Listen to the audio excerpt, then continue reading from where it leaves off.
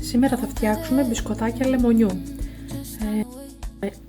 150 ml χυμό λεμόνι. Θα βάλουμε ένα κουταλάκι του γλυκού σόδα. Θα βάλουμε 200 γραμμάρια ζάχαρη.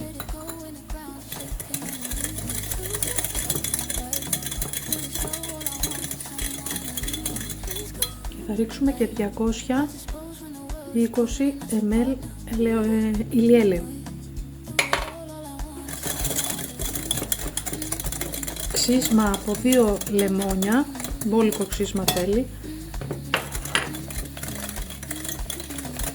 Θέλει 2 βανίλιες, θα βάλετε.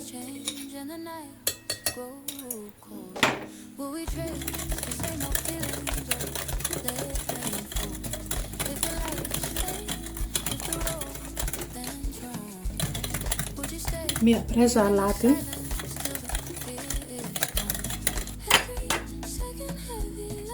Βάλουμε 2 κουταλάκια του γλυκού baking powder.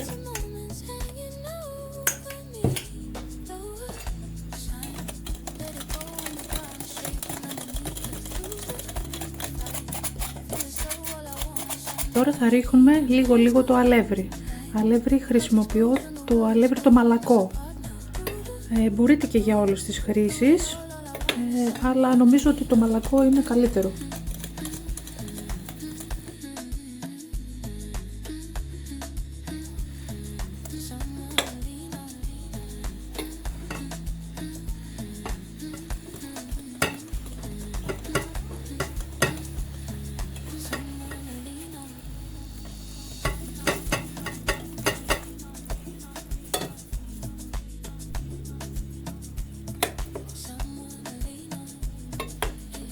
Το αλεύρι το έχω κοσκινήσει.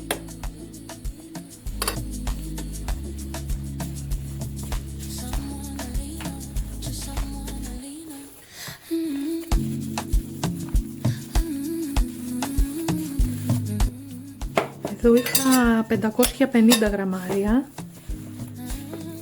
αλεύρι και θα δω τώρα, θα σας πω πόσο θα πάρει τελικά.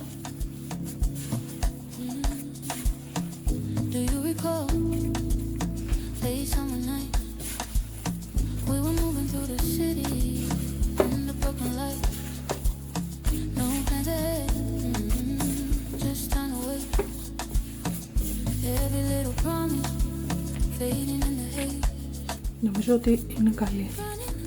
550 πήρε τελικά. Θα την αφήσω τώρα πάλι 10 λεπτάκια να ξεκουραστεί και θα κόψουμε τα μπισκοτάκια σε λίγο.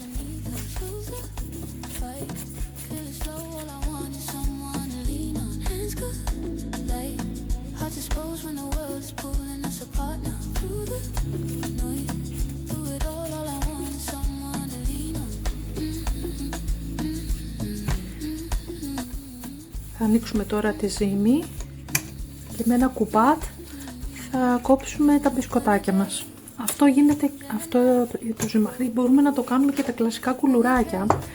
Απλά εμένα μου αρέσει πιο πολύ όταν είναι λεπτά, γιατί είναι πιο τραγανά όταν τα ανοίγουμε έτσι ψηλά.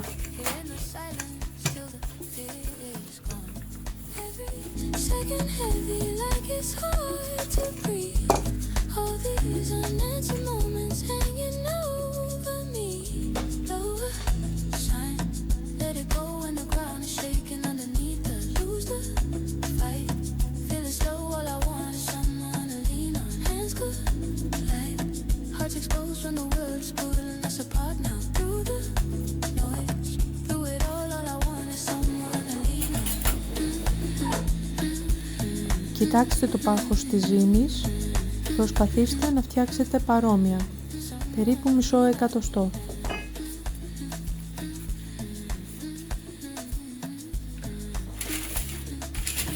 Θα τα βάλω σε ένα ταψί με λαδόκολλα, θα τα ψήσουμε στους 180 για περίπου 10, το πολύ 15 λεπτά θα τα δείτε.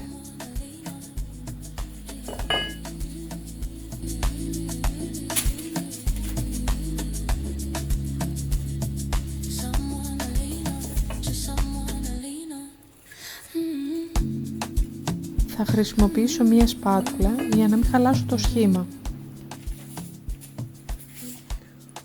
Με αυτόν τον τρόπο που τα κόβω έτσι σαν μπισκοτάκια γίνονται πιο τραγανά από ότι τα κλασικά που τα κάνουμε κουλουράκια. Εδώ έχω βάλει μία κουταλιά μέλι και θα βάλω λίγο χλιαρό νεράκι, 2-3 κουταλίτσες, θα το διαλύσω.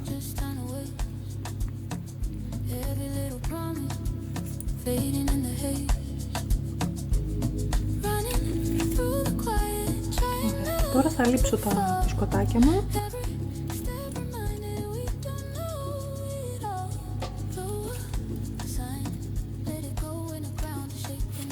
Και τώρα θα βάλω, σε μερικά θα βάλω σπόρους τσία.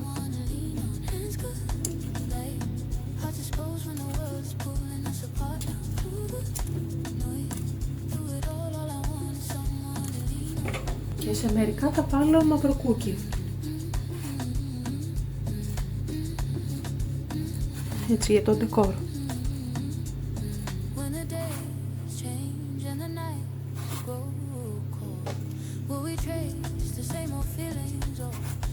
Μπορείτε και σουσαμάκι να βάλετε, απλό. Και πάνε για ψήσιμο. Ψήνουμε στους 180 στον αέρα για 10 με 15 λεπτά.